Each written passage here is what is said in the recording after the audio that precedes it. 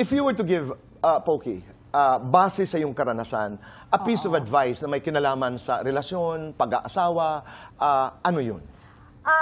Ang piece of advice ko lang sa kanya, huwag siyang sumuko. Kasi hindi naman totoo yung sinasabi na, kaya ko ako lang mag-isa.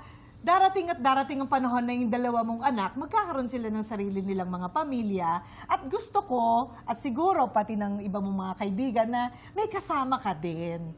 Importante din na may kasama kang tatanda, mag-e-enjoy sa buhay, sa lahat ng pinagsumikapan mo.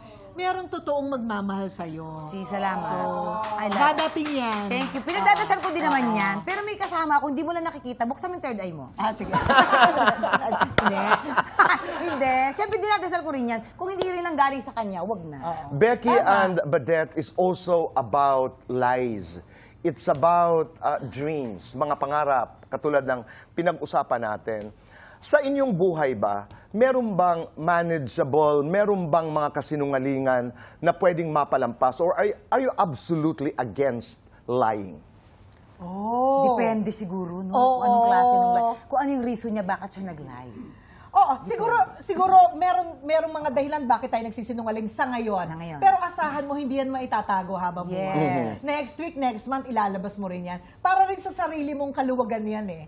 Not even just because yung parang, para hindi nila isipin na nagsinungaling. Hindi, ikaw din. Alam mo sa sarili mo, nagsisinungaling ka. Correct. Hindi ka rin makakatulog eh. Tsaka make sure kung natanggap ko yung pagsisinungaling mo, siguro din yung tanggap ko yung reason mo bakit ka nagsinungaling. Yung sama ng loob, halimbawa, ng mga pinagdaanan, high school, di ba? Meron ka talagang mga tao na nakasalubong na minata ka, inalipusta ka.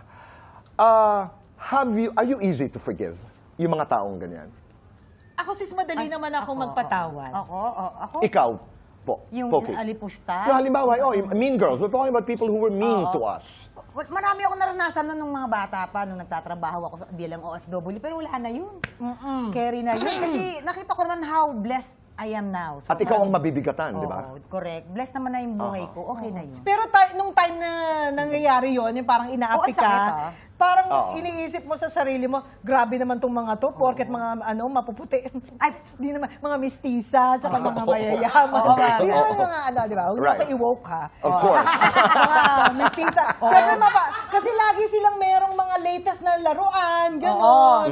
Sa school. Tapos yung gate nila magaganda, mataas. Oo, yung mga game and watch nila, dala-dala nila. Tapos ikaw wala kang madala. Tapos yung uniform mo, isa lang, yung mga gano'n. Tapos pinatunayan pa nila na isa lang yung uniform ko kasi sinulatan nila ng ballpen. Kinabukasan. Para may marka.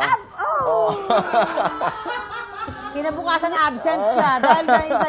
Ako din naman sis, naranasan ko yung wash and wear. Okay. Naranasan ko yung uniform ko ng high school. Our 18 minutes. Kinabukasan nakita pa rin yung ballpen. Tapos sabi, isa lang uniform niya. Ginanon ako. Imbitahan natin sila lahat na manood. Doon sa mga nagsulat sa ballpen na namin uniform, na naglagay ng December 25. chewing gum. Oo, yan. Sa Panoorin niyo mga naman, bumawi kayo sa amin. Nang api sa atin nung high school na sinabi Bumawi isa lang ang kayo. uniform. Tapos ganyan, ngayon, madami akong damit. Ang dami ko pang ribbon. So that's December 25, Becky and December Badette. 25, Becky and Badette po. Directed by Direk June Lana. Ayan, kasama ko, syempre, napakaganda. Supportahan po natin ang lahat ng pelikula sa Metro Manila Film Festival. Tara po, pasok po tayo sa sine. Unahin po natin ang comedy, Becky and Badette.